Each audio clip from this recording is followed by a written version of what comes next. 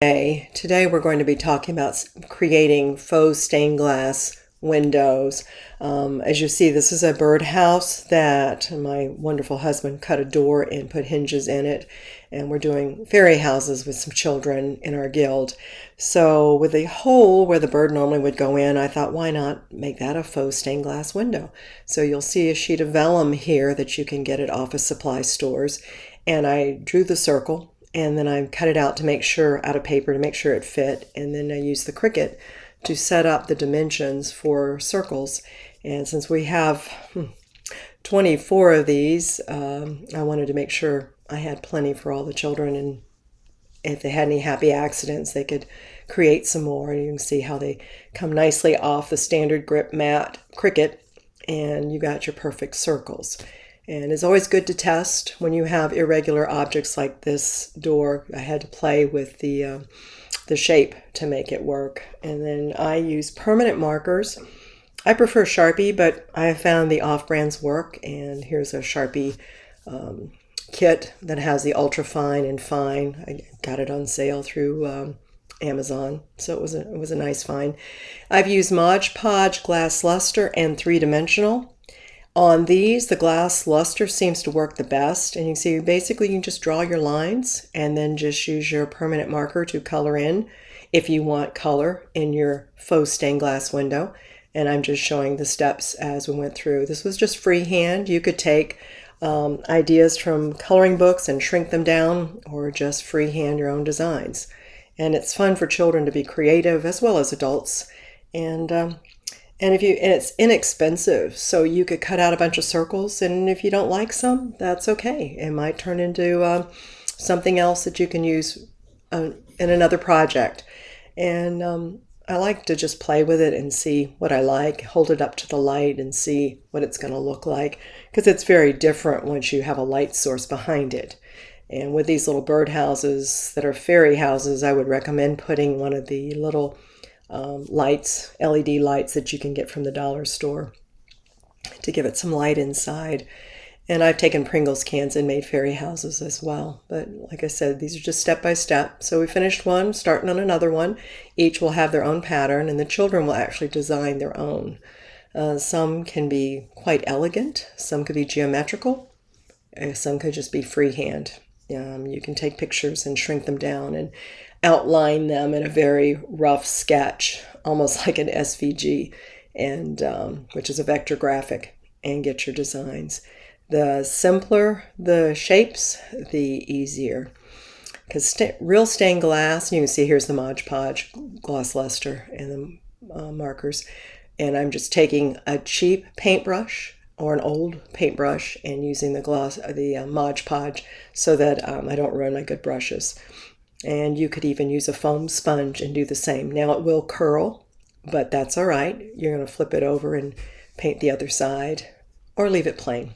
But I found I usually put it, once it's dry, put it between 2 sheets of wax paper and put a book on it, and it will flatten it right out. And that's basically how easy it is. And so this just gives you an idea now how to glue it. Typically I have used super glue, but when you're working with children, I'm not real keen on using that. So we tested a hot glue gun, and it worked very well. It's a little thicker glue, but again, it's a rough thing. It's a birdhouse that you're turning into a fairy house, and you can add moss and fun things. So what I do is I place this faux stained glass window on the inside of the door, make sure it's going to fit just fine. And then you just take a bead of the hot glue. The cool won't work. You have to use the hot. And just glue a bead all the way around the outside of that picture or faux glass stained window on the inside of the birdhouse. So if that makes sense. You're going to glue from the inside door, so you won't see the glue when you are looking from the outside. And I find with these birdhouses, this was just a little inexpensive one I picked up at Michael's. It's very soft wood. It's very rough. So you have to be careful. Then just take a bead. I happen to have gold beads. So I took a bead and just hot glued it to the door. Or you could use white glue like an Elmer's glue.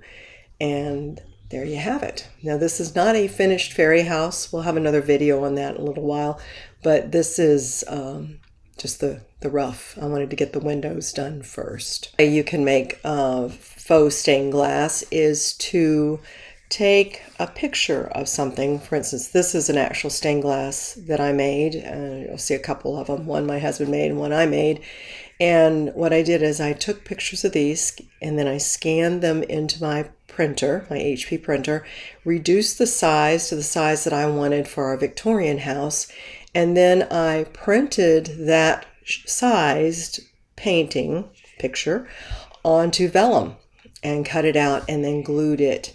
And I found with these bigger pictures I had to super glue it to the dollhouse. You might have other ways that work for you, but this is what worked for me. Now a third way is if you have, for instance, with our beachside bungalow by Real Good Toys, we had the door and a plexiglass piece that is an insert to the door. What you're seeing is a painting that I did in watercolor of one of my orchids, and I reduced the size on the HP printer and printed it on just cardstock.